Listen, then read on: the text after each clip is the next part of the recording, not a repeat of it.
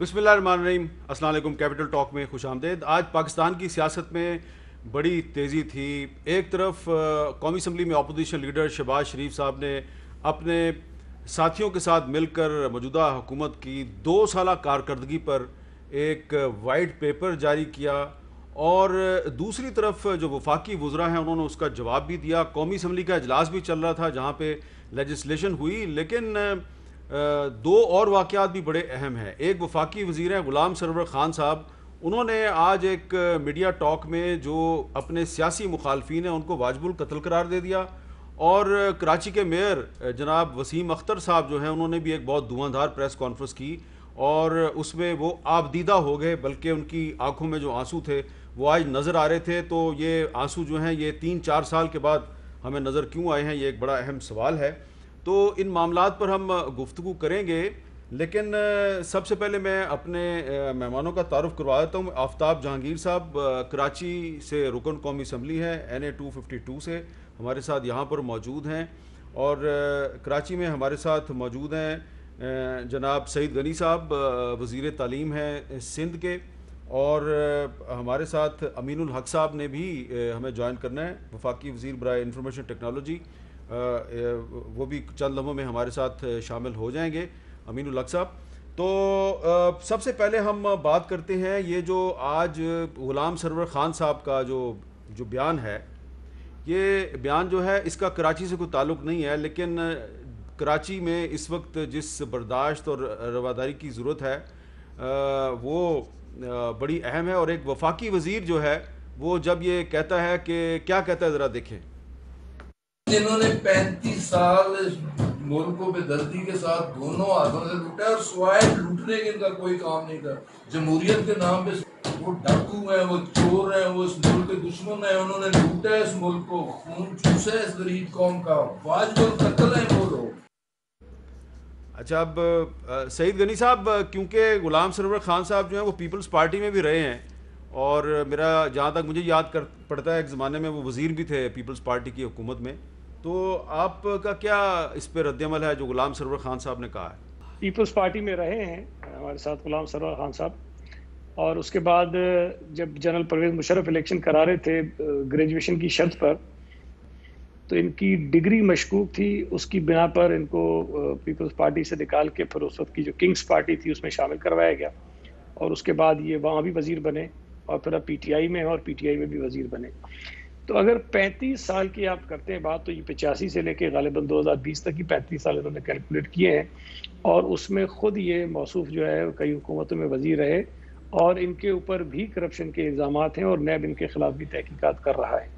تو اگر تو صرف اس بنیاد پر یہ کہتے ہیں کہ جی واجب القتل ہے لوگ جنہوں نے کرپشن کیا، تو پھر میرا خیال ہے کہ اخلاقی طور پر تو مظاہرہ یہ ہوتا ہے کہ پہلے اپنے آپ کو پیش کر دیں کہ میری گردن پہلے اتار دو، چونکہ میں بھی 35 سال میں حکومتوں میں رہا ہوں اور مجھ پر بھی الزامات ہیں۔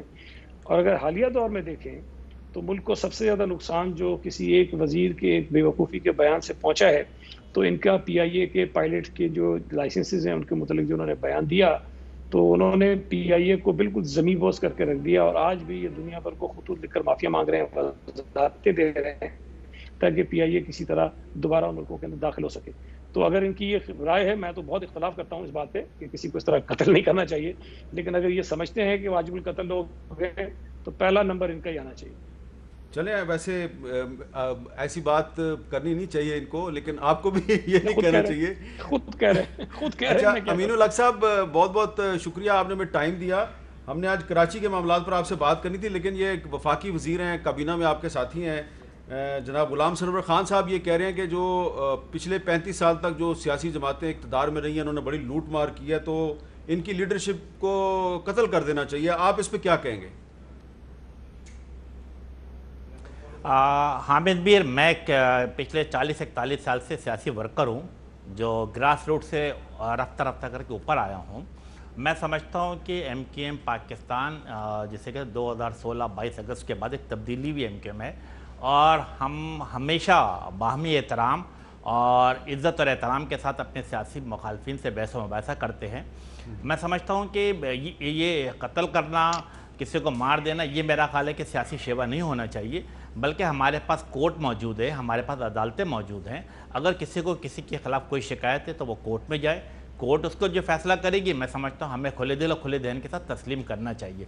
तो अब सियासत में इंतहा पसंदी किसी सूरत में भी, चाहे वो किसी भी सियासी पार्टी की हो, मेरा ख्याल है कि हमें भरपूर मुखालफत करना चाहिए। इसी तरीके से मेरा ख्याल है कि हमने हमेशा इस बात को मजहबी इंतहा पसंदी की भी मुखालफत की है। तो मैं समझता हूँ कि यस, एक जियो और जीनो दे के आलमी असूल के मुताबिक, जमहूरी कल्चर के मुताबिक, हम सब लोगों को तमाम सियासी पार्टियों के साथ एक मुफाहमत का रवैया अख्तियार करते हुए और सियासी तरीके से आगे चलते हुए अपने जो नज़रियाती अख्तिलाफ है उसको हर जगह पे अजगर करते हुए अपनी बात मनवानी चाहिए। जी, आफ्ताब जहांगीर साहब, आपका ताल्लुक़ तो तहरीक इंसाफ से है और गुलाम सरवर खान साहब भी तहरीक इंसाफ में है, तो कैसे डिफेंड करेंगे आप? क्या आप समझते हैं उन्होंने सही कहा है? जी देखिए, अमीर भाई बहुत शुक्रिया, आपने मुझे अपने प्रोग्राम में मौका दिया। ये मेरा पहला प्रोग्राम है आपके साथ। तो जहाँ तक गुलाम सरवर साहब की बात है और उन्होंने 35 साल का जिक्र किया है, तो जो इस मुल्क के साथ अलमिया है, जो इस मुल्क के साथ 35 साल में हुआ है, वो तो अपनी जगह पर बिल्कुल बरकरार है। आपको भी मालूम है, मुझे भी मालूम है, आपने भी बहुत करीब से सहाफ़त की, लोगों को देखा है कि इस मुल्क के साथ जो जुल्म हुआ है। अब जैसे अभी आप कराची पर प्रोग्राम करेंगे तो कराची पर हम बात करेंगे, क्योंकि मेरा ताल्लुक़ कराची से है।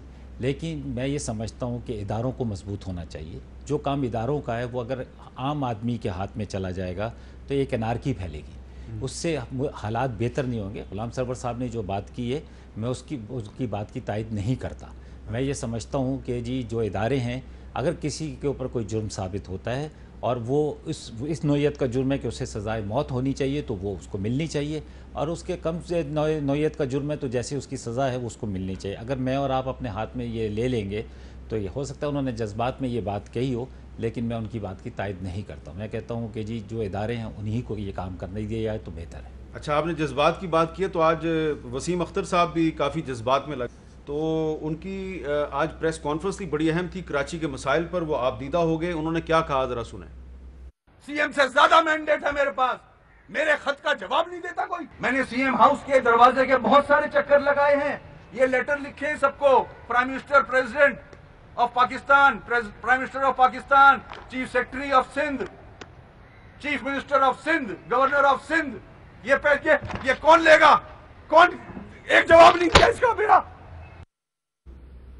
जी, सईद गनी साहब, वसीम अख्तर साहब कह रहे हैं कि मैं ख़त लिखता हूँ कराची के मसाइल पे, चीफ मिनिस्टर को वो भी जवाब नहीं देते, प्राइम मिनिस्टर भी जवाब नहीं देते, प्रेसिडेंट भी जवाब नहीं देते, तो आज तो वो आप दीदा हो गए।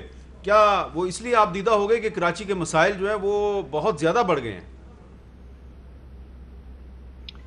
नहीं, मैं उनके जज्बात की तो कदर करता हूँ, लेकिन मैं ये समझता हूँ कि शायद जिन जज्बात का इजहार उन्होंने आज किया है, और ये बताते हुए कि कराची में शायद जो मेयर साहब थे वो कुछ कर नहीं पा रहे थे, बेबस थे, इससे पहले भी इस बात का इजहार तो वो ज़रूर करते रहे कि मेरे पास इख्तियारात कोई नहीं है, लेकिन इतना गुस्से का इजहार नहीं किया। तो मुझे थोड़ा सा महसूस हुआ कि शायद चूँकि उनकी टर्म पूरी हो रही है तो एक दुख इंसान को ज़रूर होता है कि पता नहीं इस ओहदे पे मैं दोबारा आ सकूँगा कि नहीं आ सकूँगा, और मैं जा रहा हूँ। तो ये शायद उस बात का ज़्यादा रंज उनको लग रहा था।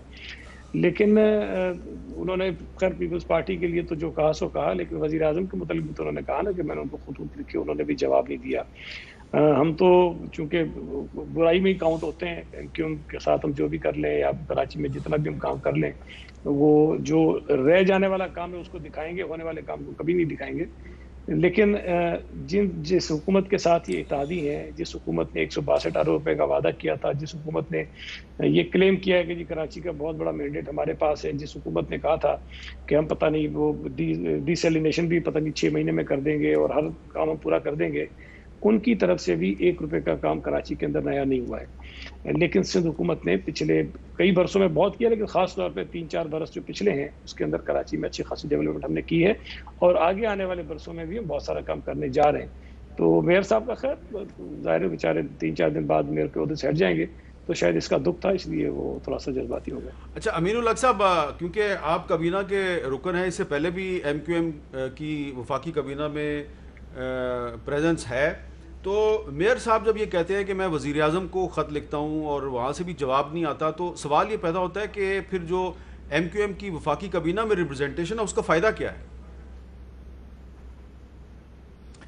بالکل میں حامد صاحب آپ کو جواب دیتا ہوں کہ آج جو میئر صاحب کی تقریر تھی اور جو وہ جذباتی ہوئے ہیں، تو میں سمجھتا ہوں کہ اس پورے 4 سال میں اگر آپ دیکھیں تو میئر کی ناکامی کہیں نظر نہیں آتی ہے، وسیم اختر ناکام نظر نہیں آتے، بلکہ وہ 2013 کا لوکل گورنمنٹ ایکٹ ہے جو پاکستان پیپلز پارٹی کی سندھ حکومت نے اپنی عدوی اکثریت کی بنیاد پہ سندھ اسمبلی سے منظور کرایا، اور اس میں وہ تمام اختیارات 2003 میں جو منتخب میئر کے پاس ہونے چاہیے تھے، اور حتیٰ کہ جسے کہتے ہیں کہ 1988 89 90 کے بعد بھی جو موجود تھا، ان تمام اختیارات سے چھین لیے گئے۔ مثلا ریونیو جنریٹ کرنے والے تمام ادارے جہاں سے پیسے حاصل ہو سکتے تھے وہ اب میئر کے پاس نہیں تھے، اسی طرح ان کے اختیارات ہاتھ پاؤں باندھ دیے گئے۔ آپ کو یاد ہوگا کہ جب فاروق ستار میئر تھی یا اس کے بعد 2003-04 میں کمال صاحب تھے، تو کراچی میں بڑے بڑے یعنی 50 کروڑ 60 کروڑ 70 کروڑ 1 ارب کے پروجیکٹ کا اوپننگ ہوا کرتی تھی، لیکن اس 2013 کے لوکل گورنمنٹ ایکٹ میں ہاتھ باندھ کر کے ان کو 2 کروڑ روپے سے اوپر تک کی اوپننگ کی جسے کہتے ہیں پابندی لگا دی گئی تھی۔ جب یہ صاف طور پہ نظر آ رہا ہے کہ پاکستان پیپلز پارٹی کراچی شہر سندھ میں کہہ سکتا ہوں کراچی حیدرآباد کی ترقی میں رکاوٹ کہیں نہ کہیں بنتی چلی آئی ہے۔ اب میں آپ کو ایک مثال دیتا ہوں، اب آپ سب نے دیکھا کہ آج سے غالباً 5 دن پہلے کراچی میں ایک اور ضلع کا اضافہ کر دیا گیا، یعنی کیماڑی ضلع کا۔ آپ مجھے بتا حامد میر، ہم سب یعنی جب سے ہم نے آنکھ کھولا ہے 1970 سے، آنکھ ہماری پہلی ہے، لیکن جب ہم نے اخبارات پڑھنا شروع کیا تھا، ایک نعرہ پیپلز پارٹی کا ہمیں یاد ہے کہ جمہوریت ہماری سیاست ہے، یہ ان کا نعرہ تھا گریٹ ذوالفقار علی بھٹو صاحب کے دور میں، ان کے منشور کا حصہ بھی ہے۔ جب یہ کیماڑی ضلع بنانے جا رہے تھے، آپ یہ سن کر حیران ہو جائیں گے کہ کیماڑی ضلع میں 45 یو سی چیئرمین ہیں، ان 45 یو سی چیئرمین میں سے ایم کیو ایم پاکستان کے 22 یو سی چیئرمین ہیں، اور پی ایم ایل این کے 9 اور پاکستان پیپلز پارٹی کے صرف 5 یو سی چیئرمین ہیں۔ ہونا کیا چاہیے تھا کہ سب سے بڑی اسٹیک ہولڈر کیا تھی؟ ایم کیو ایم پاکستان تھی، کیونکہ اس کا ڈسٹرکٹ چیئرمین نہیں موجود تھا، لیکن ایم کیو ایم سے مشاورت نہیں کی گئی، عدوی اکثریت کی بنیاد پر انہوں نے یہ اپنے فیصلہ ہم پہ صادر کر دیا۔ اس کا دوسرا المناک اور دردناک پہلو کیا ہے؟ آپ یہ سن کر حیران ہوں گے حامد میر، بلکہ آپ کے توسط سے پورے پاکستان کو بتانا چاہتا ہوں کہ اس ڈسٹرکٹ کے اندر 7 سب ڈویژن تھی، ایک ہاربر، اور جو ضلع بنایا گیا وہ 4 سب ڈویژن کو لیا گیا، جس میں ہاربر، سائٹ، ماری پور اور کیماڑی۔ اب آپ یہ دیکھیں کہ جو کماؤ پور سب ڈویژن تھے وہ پاکستان پیپلز پارٹی نے کیماڑی کے نام سے لے لیا، اور وہ 3 سب ڈویژن جس میں اورنگی ٹاؤن تھا، مومن آباد تھا اور سرجانی تھا، جو آپ کو پتہ ہے کہ اورنگی ٹاؤن پاکستان نہیں بلکہ ایشیا کی سب سے بڑی کچی آبادی ہے، اس کو چھوڑ دیا۔ اب مجھے بتائیں کہ جب یہ اورنگی ٹاؤن جب ضلع بنے گا تو اس کا جب ڈسٹرکٹ چیئرمین چاہے پیپلز پارٹی کا بنے، پی ٹی آئی کا بنے، یا ایم کیو ایم کا بنے، یا جماعت اسلامی کا، اے این پی کا، وہ اپنے ملازمین کی تنخواہ کیسے ادا کرے گا؟ تو یہ ہمیں ڈسکرمنیشن نظر آتا ہے کہ پیپلز پارٹی کی طرف سے ڈسکرمنیشن ہے۔ میں نے دیکھے بہت باوقار طریقے اختیار کیا، میں نے ایتھنک بات نہیں کی بلکہ میں نے ایڈمنسٹریٹو بات کی اور پولیٹیکل بات کی۔ اچھا، اس پر ایتھنک کا تو ایک الگ مسئلہ ہے، لیکن میں اس کو اس موقع پہ گفتگو نہیں کرتا، اس پر بات کرتے ہیں۔ لیکن آفتاب جہانگیر صاحب، آپ کی کانسٹیچوئنسی میں سرجانی ٹاؤن بھی ہے، یہ بتائیں کہ یہ جو آج صاحب نے جو پریس کانفرنس میں وہ جو کاغذات کا پلندہ اٹھا کے پھینک دیا اور وہ آپ دیدہ ہو گئے، آپ اس پہ کیا کہیں گے؟ اچھا حمید بھائی، بات یہ ہے کہ معذرت کے ساتھ امین بھائی میرے دوست بھی ہیں، میرے کولیگ بھی ہیں، اور پھر ہمارے الائنس بھی ہیں، تو میری کوئی بات بری لگے تو میں معذرت چاہتا ہوں ان سے، لیکن میں یہ سمجھنے سے قاصر ہوں کہ جب 28 تاریخ کو ان کی مدت ختم ہو رہی ہے تو اتنے جذبات اور اتنے ساری چیزیں، یہ احساسات ان کو ایک دم کیسے نظر آئے؟ جب یہ کہتے ہیں کہ ہم نے پرائم منسٹر کو خط لکھا، گورنر کو لکھا، سب کو لکھا اور کوئی جواب نہیں آیا، تو یہ 6 مہینے پہلے، سال پہلے، یہ اگر 2-4 دن پہلے تو خط نہیں لکھے ہوں گے نا، یہ پہلے خط لکھے ہوں گے، ان کے جوابات کیوں نہیں آ رہے تھے اس وقت اس موضوع کے اوپر؟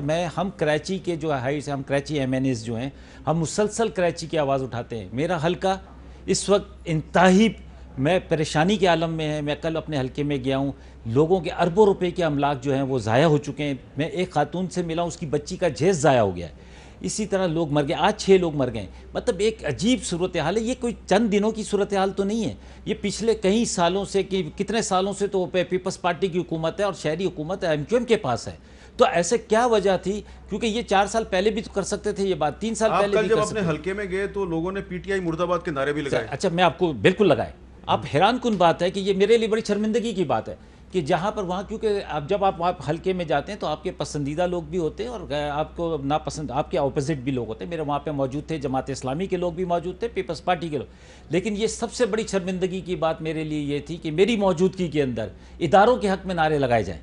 ہم جمہوری لوگوں کی موجودگی کے اندر اگر پاک فوج کے حق میں نعرے لگائے جائیں یا کہ رینجرز کے حق میں یا کسی اور کے حق میں نعرے لگائے جائے تو یہ میرے لیے بڑی شرمندگی کی بات ہے کہ ہم سول لوگ، ہم جمہوری لوگ کہتے ہیں اپنے آپ کو، منتخب لوگ کہتے ہیں. اس کا مطلب یہ ہے کہ ہم اپنی پرفارمنس سے لوگوں کو متاثر نہیں کر پا رہے. لیکن ان کے حق میں نعرے اس لیے لگ رہے تھے کہ وہاں پہ رینجرز جو ہے وہ لوگوں کی ہیلپ کر رہے ہیں. سر ان کے ساتھ میں بھی ہیلپ میں شامل تھا، لوگوں کو کھانا کھلا رہے ہیں. حامد بھائی میں رات کو 2 بجے تک، میں آپ کو وہ کلپس بھیجوں گا، آپ کو یہ کلپس تو ملے کہ جنہوں نے میرے کو دعائیں دی، وہ کلپس بھی میں بھیجوں گا آپ کو. اور وہ رینجرز آپ کو بتائے گی کہ آفتاب اور آفتاب کی ٹیم جو تھی ساری رات وہاں پہ لوگوں کے گھروں میں پانی پہنچاتی تھی. کسی سے کوئی وہ لے کر نہیں، کوئی احسان بھی نہیں کیا میں نے، لیکن یہ کہ کھانے پہنچاتی رہی، لوگوں کو ریسکیو کرتی رہی. وہ خود کہتے ہیں کہ جی آپ کی ٹیم نے اور آپ لوگوں نے جس طرح تعاون کیا ہے. لیکن میں اس کے باوجود یہ بات کرتا ہوں کہ اس کے سب چیزوں کے باوجود یہ کافی نہیں ہے. یہ ہر سال کا ایک مسئلہ ہے. ہم اس مسئلے سے کب نکلیں گے؟ کیونکہ دیکھیں وہاں پر حامد بھائی یہ بہت سینسیٹیو مسئلہ ہے. وہاں پر نالوں کے اوپر انکروچمنٹ ہوئی ہے، کس نے کی ہے اس کا تعین کرنا چاہیے. کس نے کچی آبادیاں بنائی، کس نے چائنا کٹنگ کی ہے، کس نے قبضہ کیا ہے. میں پارلیمنٹ کے اندر بھی کہا ہے کہ جی آئی ٹی بنائی جائے تاکہ لوگوں کو جب سزا و جزا کا عمل نہیں ہوگا. اس وقت تو لوگ یہ چاہتے ہیں کراچی کے لوگ کہ وہ پانی جن علاقوں میں کھڑا ہے وہ وہاں سے ان کو کسی طریقے سے ریلیف دیا جائے، ان کو وہاں سے صحیح سلامت نکالا جائے، اور اس میں سرجانی بھی شامل ہے. مین سرجانی یوسف گوٹ ہے. اچھا، اور اس وقت ہمارے نمائندے قسیم سعید جو ہیں وہ اس وقت کراچی کے علاقے سرجانی ٹاؤن میں موجود ہیں، جہاں سے جناب آفتاب جہانگیر صاحب ایم این اے بھی ہیں اور پانی میں کھڑے ہیں. قسیم سعید ذرا ہمیں بتائیے قسیم کہ اس وقت وہاں پہ کیا صورتحال ہے؟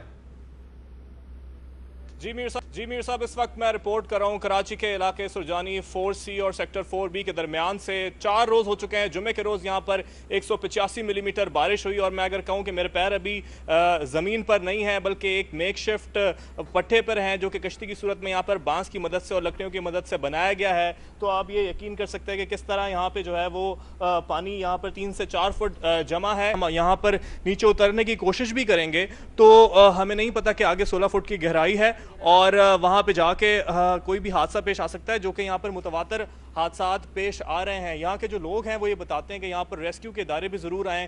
انہوں نے زیادہ سے زیادہ یہ کام کیا، لوگوں کو صرف یہاں سے نقل مکانی میں مدد کی ہے. 4 روز میں آپ لوگوں پہ بیتی ہے، اور ابھی کیا کر رہے ہیں؟ ابھی یہ ہے کہ دیکھیں آپ کے سامنے یہ پانی اتنا ہے کہ یہ ہمارے یہاں تک پانی تھا، آج تھوڑا یہ ہے کہ یہاں تک ہے، مگر یہاں کی ہماری ساری فیملیوں کو چلو کافی گھروں میں سے نکالا گیا. لیکن آپ دیکھیں کہ یہاں پہ لوگ جو ہیں وہ لکڑیاں جلا کے تو کھانا بھی پکا رہے ہیں اس جگہ پہ. قسیم بہت شکریہ آپ کا. سعید غنی صاحب، اس طرح کے اور بھی علاقے ہیں، تو یہ جو ہم باتیں کر رہے ہیں یہ تو خیر بہت بڑی بڑی باتیں ہم کر رہے ہیں، لیکن اس وقت آپ جانتے ہیں کہ یقیناً آپ کو پتہ ہوگا کہ کراچی کے لوگ جو پانی میں اس وقت جو علاقے ڈوبے ہوئے ہیں ان کو ریلیف کی ضرورت ہے. تو فوج اور رینجرز کے علاوہ کیا صوبائی حکومت بھی ان کی مدد کر رہی ہے؟ دیکھیں، ایک تو میں عرض کروں جو آفتاب جہانگیر کہہ رہے تھے، تھوڑا سا سسٹم کو سمجھنے کی ضرورت ہے. جی، جو آپ کے پاس سول ایڈمنسٹریشن ہوتی ہے وہ کسی بھی بہت بڑے اس طرح کی کسی آفت کا سامنا کرنے کے لیے ان کے پاس خود اتنے نہ اکوپمنٹ ہوتے ہیں، نہ ان کے پاس ہیومن ریسورس ہوتی ہے. تو خدا نہ خواستہ اگر کوئی بڑی آفت آ جاتی ہے تو پھر آپ اپنی مدد کے لیے پاکستان آرمی کو بھی طلب کرتے ہیں، اس لیے کہ ان کے پاس اکوپمنٹ بھی ہوتا ہے، ان کے پاس ایکسپرٹیز بھی ہوتی ہیں، اور ان کے پاس افراد بھی ہوتے ہیں. تو یہ ایڈمنسٹریشن کی مدد کے لیے آتے ہیں. تو اس میں کوئی ایسی بری بات نہیں ہے کہ آپ کو شرمندہ ہونا پڑے کہ جی وہاں پر پاکستان آرمی کیوں کام کر رہی تھی یا کوئی اور ادارہ کیوں کام کر رہا تھا. یہ دنیا بھر میں ہوتا ہے. اگر کوئی آفات آتی ہیں، کوئی ایسے سیلاب آ جاتے ہیں، کوئی زلزلے آ جاتے ہیں، تو وہاں پر اس قسم کے بڑے ادارے جو ہیں وہ یہ کہہ رہے تھے کہ ان کے حق میں نعرے لگ رہے تھے، ہمارے حق میں نہیں لگ رہے تھے. دیکھیں اب وہ اب ظاہر ہے، میں اس بحث میں نہیں جانا چاہتا. اگر لوگ لگا رہے تو ٹھیک ہے، لوگ مطمئن تھے کہ جی وہ کام کر رہے ہیں وہاں پر. تو ایک تو یہ وجہ تھی. دوسرا یہ کہ کراچی شہر میں اس وقت میں آپ کو بتا دوں کہ یہ سرجانی ٹاؤن کا علاقہ ہے جہاں پر پانی زیادہ ہے. باقی مجموعی طور پر کراچی شہر میں کوئی اور بڑی آبادی ایسی نہیں ہے جہاں پر اتنا پانی ہو.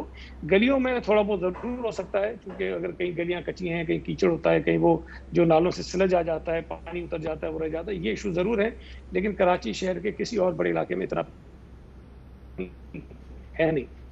اب سرجانی ٹاؤن ابھی وہاں قریب سے منتخب ہوئے ہیں، آفتاب جہانگیر اپنا حلقہ ہے.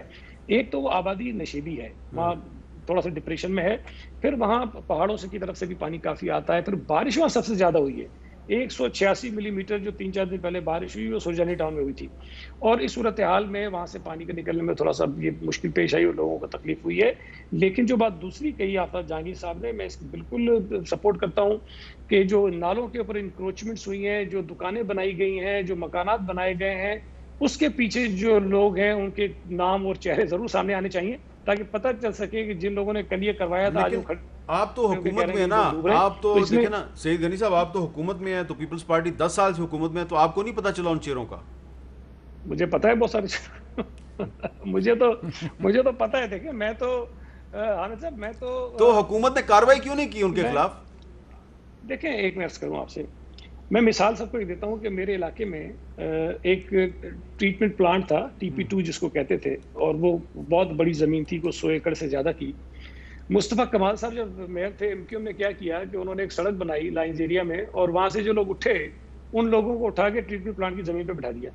اچھا میں اس وقت لیڈر آف دی اپوزیشن تھا سٹی کونسل میں نے تقریریں کی ہیں, خط لکھے ہیں کہ بھائی جو لوگوں کو آپ نے اٹھایا ان کی ری سیٹلمنٹ میں ہم آپ کے ساتھ ہیں, لیکن اور جگہ پہ ان کو لے کر جاؤ, یہ ٹریٹمنٹ پلانٹ کو کیوں تباہ کر رہے ہو. لیکن چونکہ وہاں ان کا ووٹ کمزور تھا, تھوڑی سیٹ ان کے لیے کمزور تھی, تو انہوں نے کہا یہ اپنے سارے ووٹر ادھر لے کے چلے جاؤ تاکہ اپنی سیٹ ہم مستحکم کر لیں. وہ سیٹ مستحکم کرنے کے چکر میں ٹریٹمنٹ پلانٹ کا بیڑا غرق کر دیا, اس کو نیست و نابود کر دیا, تباہ کر دیا. یہ MQM نے کیا, مصطفیٰ کمال کے وقت میں وہ ڈاکومنٹس موجود ہیں, ساری چیزیں موجود ہیں, میرے خطوط موجود ہیں جو میں لکھتا رہا کہ یہ مسئلہ ہے. یہ تو میں آپ کو ایک مثال بتا رہا ہوں نا. اس طرح نیو کراچی کے اندر ہزاروں دکانیں الاٹ کی گئی ہیں نالوں کے اوپر. اب بات یہ ہے کہ 5000 دکانیں اگر نالوں پہ الاٹ کر دیں, آج آپ مجھے کہتے جا کے اٹھا دو, بھائی 5000 لوگوں کے گھر وہاں سے چل رہے ہیں, یہ میرے لیے تو آسان کام نہیں ہے. یہ بٹھانا بہت آسان ہے, 100 ایکڑ زمین پہ آپ نے لوگ بٹھا دیے, لیکن وہاں اگر 5000 خاندان بیٹھے ہوئے ہیں, ان خاندانوں کو بے گھر کرنا یہ میرے لیے آسان نہیں ہے. حکومت نے اس پہ ویرل پلان ہم کر رہے ہیں کہ جی کس طرح یہ نالوں سے لوگوں کو اٹھائیں گے, کہیں اور لے کر جائیں گے.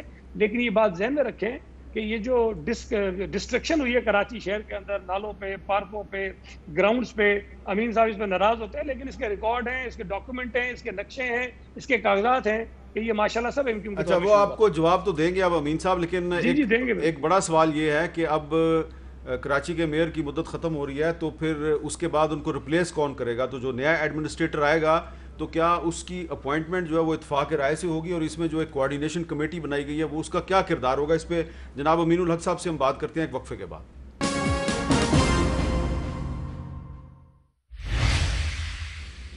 کیپٹل ٹاک میں دوبارہ خوش آمدید. اور وقفے سے پہلے ہم نے یہ سوال رکھا تھا کہ اب کراچی کا آئندہ ایڈمنسٹریٹر کیسے لایا جائے گا, تو اس پہ بات کرتے ہیں وفاقی وزیر جناب امین الحق صاحب سے. امین الحق صاحب, ایک کوارڈینیشن کمیٹی بھی بن چکی ہے, تو کچھ آپ ہمیں بتائیں گے کہ یہ جو کراچی کا جو نیا ایڈمنسٹریٹر آئے گا اس کو کیسے لایا جانا چاہیے؟ حامد, آپ کے سوال کا جواب دینے سے پہلے چند سیکنڈ میں سعید بھائی نے جو بات کی کر لوں کہ دیکھیں بڑی لمبی چوڑی بات کی جاتی ہے انکروچمنٹ کے حوالے سے, چائنا کٹنگ کے حوالے سے. ہمیں یہ بات کو ذہن میں رکھنا چاہیے کہ 2008 سے لے کر آج تک یعنی 13 سال ہو چکا ہے پاکستان پیپلز پارٹی کے سندھ حکومت میں موجود ہے, اور ہمیں یہ ذہن میں رکھنا پڑے گا کہ سندھ بلڈنگ کنٹرول اتھارٹی کے انچارج کون ہے؟ صوبائی وزیر ہے. اسی طریقے سے اینٹی انکروچمنٹ ڈرائیو کے انچارج کون ہے؟ صوبائی وزیر ہے. صوبائی وزیر بلدیات ٹاؤن پلاننگ کون ہے؟ پاکستان پیپلز پارٹی کے. تو اگر کسی جگہ پہ کہیں چائنا کٹنگ تھی, کہ انکروچمنٹ تھی, تو MQM تو اسے کھلے دل کھلے ذہن کے ساتھ کہتے ہیں کہ اس تمام چیزوں کو ختم کیا جائے, جو لوگ بھی اس میں ملوث ہیں انہیں آئین اور قانون کے مطابق سزا دی جائے. اس کے ساتھ ساتھ اس شہر میں بہت سارے گوٹ آباد ہو گئے, اس کے اوپر بھی کارروائی ہونی چاہیے. میں سمجھتا ہوں کہ یس دس از اے ہائی ٹائم, ہم سب کو مل کر سر جوڑ کر بیٹھنا ہوگا اور ان تمام غلط چیزوں کو روکنی پڑے گی. اب آپ کا سوال ہے کہ ایڈمنسٹریٹر, دیکھیں میں آپ کو عرض کر دوں کہ جو کمیٹی بنی ہے 6 رکن جو فیڈرل گورنمنٹ اور پروونشل گورنمنٹ کے ماتحت ہے, اس میں چند TOR بنے ہیں کہ 6 کمپوننٹ طے ہوئے ہیں, جس میں کہ پانی کا مسئلہ کیسے طے کرنا, کیسے بہتر کیا جائے گا, ٹرانسپورٹ کے مسئلہ کیسے ہوگا, سیوریج کا نظام کیسے ہوگا, سالڈ ویسٹ کے نظام کو بہتر کیسے کیا جا سکتا ہے. ان جتنی بھی جو آخری 2 میٹنگیں جس کو میں اٹینڈ کر رہا ہوں, جس کا میں کمیٹی کا ممبر بھی ہوں, اس میں کسی جگہ پر ایڈمنسٹریٹر کی تعیناتی کے حوالے سے کوئی گفتگو نہیں ہے. ہاں لیکن MQM کی کیا خواہش ہے؟ MQM یہ چاہتی ہے کہ کراچی میں, حیدرآباد میں, لاڑکانہ میں ایسے ایڈمنسٹریٹر کو تعینات کیا جائے جو ایماندار ہو, جو دیانتدار ہو، اور بالخصوص جب کراچی کی بات کی جائے تو یقیناً ایسے لوگوں کو لایا جائے جو کراچی کے ڈائنامک کو سمجھتا ہو، کراچی میں پیدا ہوا ہو، کراچی میں تعلیم حاصل کی ہو، اور جس کا پولیٹیکل ول ہو، جس کا ویژن ہو کہ کراچی کو کیسے بہتر سے بہتر کیا جا سکتا۔ اس کے لیے کیا ضروری؟ اس کے لیے ضروری ہے کہ سندھ حکومت کو وہ تمام اختیارات جو انہوں نے میئر سے لے لی ہے کم از کم ایٹ لیسٹ ایڈمنسٹریٹر کے حوالے کریں۔ بالخصوص ماسٹر پلان ہے، آپ دیکھیں Hamid Mir, we are living in the 21st century. اگر ہم ڈھاکہ کو دیکھتے ہیں، دہلی کو دیکھتے ہیں، بامبے کو دیکھتے ہیں، تو ان ماسٹر پلان کس کے پاس ہوتا ہے؟ میئر کے ماتحت ہوتا ہے، یعنی کراچی میٹروپولیٹن کارپوریشن کے زیر اہتمام ہوتا ہے، لیکن ماسٹر پلان بھی سندھ گورنمنٹ لے لیے۔ اب اگر میئر کو یا ایڈمنسٹریٹر آ جاتا ہے، وہ اگر کراچی میں کوئی بستی بسانا چاہتا ہے تو کیسے بسائے گا؟ اس کے پاس کوئی ویژن ہی نہیں ہوگا، اس کے پاس اختیارات ہی نہیں ہوں گے۔ اسی طریقے سے میں عرض کروں کہ ٹرانسپورٹ کا نظام ہے، آپ کو یاد ہوگا حامد میر بھائی، آپ تو میرا خیال ہے ایک طویل عرصے سے یہ پروگرام کرتے چلے آ رہے ہیں، اور آپ نے مختلف ادوار میں سندھ کے صوبائی وزیر ٹرانسپورٹ کو بھی بلاتے رہے ہیں، اور میرا خیال ٹی وی پہ دیکھتے رہے۔ 2008 میں جب ان کی حکومت آتی ہے پیپلز پارٹی کی، تو اعلان کرتے کہ کراچی میں 10,000 بسیں دی جائیں گی۔ 2013 تک کوئی بسیں نہیں آئے۔ 2013 میں جب قائم علی شاہ صاحب وزیر اعلیٰ بنتے ہیں، اعلان کرتے کراچی کے لیے 5,000 بسیں دی جائیں گی، اور یقین جانے حامد میر انتہائی شرمندگی ہوتی ہے، افسوس ہوتا ہے، اور جسے کہتے ہیں ہم خون کا گھٹ پی کے رہ جاتے ہیں کہ جب 2018 میں کیئر ٹیکر گورنمنٹ بننے جا رہی تھی، میں ریپیٹ کرتا ہوں، 2018 میں جب کیئر ٹیکر گورنمنٹ بننے جا رہی تھی، تو سندھ کے اس وقت کے صوبائی وزیر ٹرانسپورٹ جو میرا بہت اچھا دوست ہے ناصر حسن شاہ، اس نے شہر فیصل پہ صرف اور صرف 10 بسیں کراچی کے لیے دی، یعنی 2008 میں 10,000 بسوں کا اعلان کیا، اور 2018 میں کتنی؟ 10 بسیں، یعنی 2008 سے لے کر 10 تک صرف اور صرف کراچی میں 10 بسیں آئی ہیں۔ تو کراچی کے عوام سوال پوچھتے ہیں کہ ہم 21ویں صدی میں رہ رہے ہیں۔ جب لاہور میں میٹرو بن سکتا ہے، جب پشاور میں میٹرو بن سکتا ہے، جب ملتان میں میٹرو بن سکتا ہے، اور یہ میٹرو کس نے بنایا؟ وہاں کی صوبائی حکومتوں نے۔ کیا کراچی کا نوجوان کا حق نہیں بنتا کہ وہ بھی 20 روپے دے کر کے ایئر کنڈیشن بس میں سفر کرے؟ پھر تو احساس محرومی پیدا ہوتی ہے نا کہ صوبائی حکومت کچھ دینے کو تیار نہیں ہے۔ Yes, we are very much thankful to the federal government کہ وفاقی حکومت انوالو ہوئی ہے، وفاقی حکومت کراچی کے مسائل حل کرنے کے لیے سینسیئر ہے۔ کراچی کی وفاقی حکومت نے جہاں گرین لائن دیا، میں موجودہ حکومت کو خراج تحسین پیش کرتا ہوں کہ انہوں نے گرین لائن کے لیے تقریباً 12 ارب روپے اس PSDP میں رکھے ہیں۔ ہونا کیا چاہیے؟ آج جو 6 منصوبے جو میں نے کمپوننٹ کی بات کی، حامد بھائی آخری چند سیکنڈ، کہ جو 6 کمپوننٹ کی بات کی میں نے آپ سے، پانی سے لے کر ٹرانسپورٹ تک، بنیادی طور پہ 18ویں ترمیم کے بعد ذمہ داری کس کی بنتی ہے؟ یہ صوبائی حکومت کی ذمہ داری بنتی ہے، لیکن صوبائی حکومت کی ناکامی، نااہلی، کراچی دشمنی اور سیاسی انتقام کے بنا پہ وفاقی حکومت کو انوالو ہونا پڑ رہا ہے، اور اسی وجہ کر ہماری خواہش ہے کہ یہ تمام چیزیں ہم صوبائی حکومت کی ہیلپ کریں تاکہ یہ کم از کم کراچی کے عوام میں جو احساس محرومی پیدا ہو رہی ہے اس کو دور کیا جا سکے۔ لیکن آج وسیم اختر صاحب نے تو وفاقی حکومت اور صوبائی حکومت دونوں کے خلاف چیخو پکار کی ہے، لیکن سعید غنی صاحب میں یہی سوال آپ کے سامنے رکھتا ہوں کہ اس وقت کراچی کے نئے ایڈمنسٹریٹر پہ سب کی نظریں ہیں، تو وہ کیسے لایا جائے گا؟ اس کا کیا کرائیٹیریا ہوگا؟ کیا وہ کوئی سرکاری ملازم ہوگا، بیوروکریٹ ہوگا، کوئی سیاستدان ہوگا، کوئی ٹیکنوکریٹ ہوگا، کون ہوگا؟ اچھا، اس میں دیکھیں قانون کے مطابق یہ اختیار جو ہے وہ صوبائی حکومت کے پاس ہے کہ وہ ایڈمنسٹریٹرز تعینات کرے، اور یہ صرف کراچی میں نہیں ہے کہ 1500 کے قریب ایڈمنسٹریٹرز ہم نے تعینات کرنے ہیں۔ چونکہ آپ بات کراچی کی کر رہے ہیں، لیکن ہمارا یہ پلان ہے کہ خاص طور پہ تمام جو ڈسٹرکٹس ہیں ان میں ایسے افراد کو تعینات کیا جائے جن کے اندر یہ صلاحیت ہو کہ جب تک انتخابات ہوتے ہیں وہاں لوکل گورنمنٹ کے نظام کو بہتر طور پہ چلا سکیں۔ تو جن خوبیوں کا یا جن توقعات کا اظہار امین الحق صاحب نے کیا ہے، ہماری بھی کوشش ہے کہ اسی طرح کا کوئی فرد جو ہے وہ کراچی کا ایڈمنسٹریٹر ہو۔ اب وہ سول سوسائٹی کا کوئی فرد بھی ہو سکتا ہے، کوئی اچھا بیوروکریٹ بھی ہو سکتا ہے، کوئی ٹیکنوکریٹ بھی ہو سکتا ہے، اور کوئی سیاسی آدمی بھی ہو سکتا ہے۔ یہ آپشنز ابھی تک ہمارے پاس اوپن ہیں، لیکن امید ہے کہ چند دنوں میں یہ چیز سامنے آ جائے گی۔ لیکن ایک میں گزارش کر دوں جو امین الحق صاحب نے بات کہی، دیکھیں 18th امینڈمنٹ کو بنیاد بنا کے وفاقی حکومت یا کوئی اور افراد اپنے آپ کو کسی بھی شہر کی ڈیولپمنٹ سے لا تعلق نہیں کر سکتے ہیں، اور کراچی جیسا بڑا شہر جس کی ڈیولپمنٹ کے لیے جو ہم نے ایک کراچی ٹرانسفارمیشن پلان بنایا تھا، اس کے لیے اس کے مطابق $10 ارب جو ہیں وہ ریکوائرڈ ہیں۔ اب اگر آپ کسی صوبائی حکومت سے یہ کہہ کہ جی 18 امینڈمنٹ آ گئی اب آپ کریں، بھائی 18 امینڈمنٹ کے بعد بھی ہمارے پاس اتنے وسائل ہوں گے تو ہم کریں گے نا۔ آج تو صورتحال یہ ہے کہ جو کمٹمنٹ فیڈرل گورنمنٹ ہم سے کرتی ہے کہ ہم آپ کو اس سال میں NFC کی مد میں اتنا پیسہ دیں گے، وہ پیسے بھی پورے نہیں دیتے. 240 ارب روپے پچھلے سال کم دیے, اس سال بھی کما رہے ہیں. اگر وہ کلیکشن بہتر نہیں کر پا رہے ہیں, ان کی جو نالائکی ہے اس کی سزا ہم سب کو بھگتنی پڑ رہی ہے. اس میں آپ کہیں ہم سے کہ یہ ہم کام کریں, ہم سارا نہیں کر سکتے ہیں. ایم کیو ایم بار بار یہ صوبائی حکومت پہ کہتی ہے کہ جی کراچی چونکہ بہت زیادہ کماتا ہے, کراچی پہ لگائیے. میں ہمیشہ کہتا ہوں کہ یہی مطالبہ وفاق سے بھی کریں نا.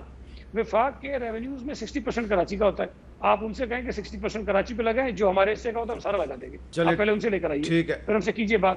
تو کراچی شہر صرف صوبائی حکومت کی ذمہ داری نہیں ہے. کراچی شہر میں وفاقی حکومت کو بھی اس لیے انویسٹ کرنا چاہیے کہ 60% کراچی کما کے دیتا ہے. کراچی شہر میں پورے ملک سے لوگ آتے ہیں, وہاں کا انفراسٹرکچر استعمال ہوتا ہے, وہ لوگوں کو روزگار فراہم کرتا ہے. تو تمام جو بڑی حکومتیں ہیں, صوبائی ہو یا وفاقی ہو, وہ کراچی کے لیے مل کر جو ہے وہ ڈیولپمنٹ کا کام کریں گی تو کراچی کے مسائل حل ہوں گے. صرف صوبائی حکومت کو آپ نشانہ بنائیں, اور وفاقی حکومت جس نے آپ کو 1 ارب روپے دیے اس سال, اس کی آپ گن گاتے ہیں. کراچی میں جو صوبائی حکومت اگلے 3-4 سالوں میں کوئی 200 ارب روپے سے زیادہ لگانے جا رہی ہے, وہ آپ کو بری لگتی ہے. اچھا آفتاب جہانگیر صاحب, یہ بتائیں آفتاب جہانگیر صاحب کہ کیا یہ درست ہے کہ آپ کے حلقے میں نالوں پر مسجدیں بنی ہوئی ہیں؟ دیکھیں حامد بھائی, بات یہ ہے کہ نہیں, بات صحیح ہے, یہ غلط ہے؟ بالکل صحیح ہے. تو بس میرا سوال یہ ہے کہ جو نیا ایڈمنسٹریٹر کراچی کا آئے گا, کیا اس کے پاس یہ اختیار ہونا چاہیے کہ نالوں پہ جو انلیگل مسجدیں ہیں ان کو ختم کریں؟ اچھا, میں حمید بھائی اسی پر آپ کو جواب دیتا ہوں کہ جب تک جتنی وہاں پہ سماجی, سیاسی, مذہبی جماعتیں, اگر ہم بیٹھ جائیں کراچی شہر کے لیے, صرف 3 جماعتوں کا اختیار نہ رکھیں کہ جی اس سے Peoples Party, M Q M یا پی ٹی آئی, ہم ان کو بٹھا کر ان کے سامنے رکھیں پرپوزل کہ بھئی یہ لوگ ہیں, ان میں سے کوئی ایڈمنسٹریٹر لے کر آتے ہیں, تاکہ یہ کہ اس کے پیچھے ان کی طاقت بھی ہو, تاکہ وہ جب کوئی کام کرے تو کوئی مذہبی جماعت کھڑی نہ ہو, کوئی سماجی جماعت کھڑی نہ ہو. دیکھیں یہ ایشوز ہیں, اگر ان اتفاق رائے اور سب کو لے کر, میں ہمیشہ یہ کہتا ہوں کہ یہ کراچی ہے جو 90% سندھ کو دیتا ہے, 65% وفاق کو دیتا ہے, یہ سنتے چلے آ رہے ہیں ہم, لیکن کیا اس کو اون کون کر رہا ہے؟ کوئی بھی نہیں کر رہا. ایک ہاسپٹل ہے میرے علاقے کے اندر جو لیاری تحصیل ٹاؤن کے قریب, انفراسٹرکچر کمپلیٹ ہے, اس کی فنڈنگ جو ہے وہ وفاق نے کرنی ہے, لیکن صوبہ اس پہ کرنے کے لیے تیار نہیں ہے. وہاں اگر وہ 50 بیڈ کا ہاسپٹل بن جاتا ہے اس علاقے کے لوگوں کے لیے, میں نے ریکویسٹ کی, بلاول صاحب سے ریکویسٹ کی, میں نے اسکولوں کے بارے میں کی, لیکن کوئی توجہ نہیں ہے. اب میں اب بھی یہ کہتا ہوں, پھر کوئی سیاسی آدمی یا کوئی اپنا پسند, اگر پیپلز پارٹی اپنے پسند کا آدمی لگائے گی تو میں ہو سکتا ہے اس کو اون نہ کروں, ایم کیو ایم اون نہ کرے, اور وہاں کی دوسری تنظیمیں بھی اون نہ کرے. اگر الٹیمیٹلی پھر کوئی بیوروکریٹ آ جائے گا. اچھا, وہ اس لیے بہتر یہ ہے حامد بھائی کہ ان سب کو بٹھا لیا جائے, جو اسٹیک ہولڈرز ہیں کراچی کے, ان کو بٹھا کر اتفاق رائے سے, یہ ٹیمپریری ہے, آپ اس اتفاق رائے سے جب تک نئے بلدیاتی الیکشن نہیں ہوتے, کوئی ایسے آدمی کو لایا جائے جس سے آپ کوئی کام لے سکیں. چلیں, یہ آپ نے ایک اچھی بات کیا, تو اس پہ امین الحق صاحب سے بھی بات کرتے ہیں ایک وقفے کے بعد.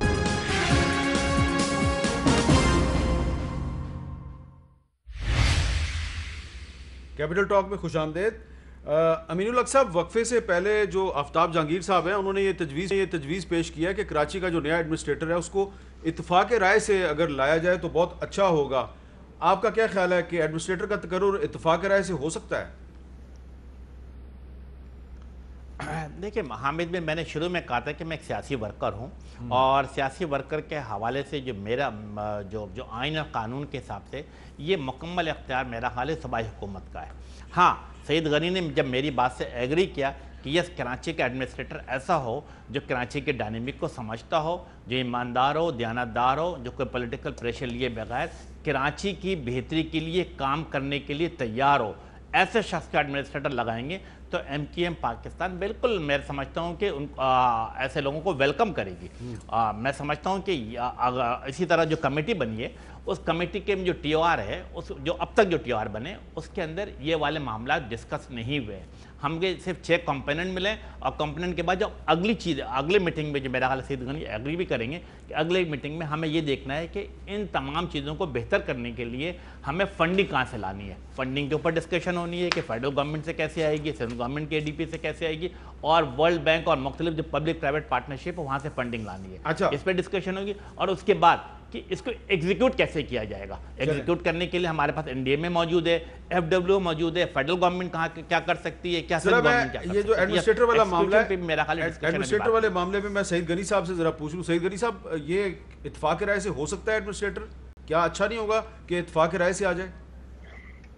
دیکھیں, میں سمجھتا ہوں یہ بڑا مشکل کام ہے, اور جب آپ یہ کہیں کہ ساری سیاسی جماعتوں کو بٹھائیں تو اس میں پھر کسی ایک نام پہ اتفاق کرنا تقریباً ناممکنات میں سے ہے۔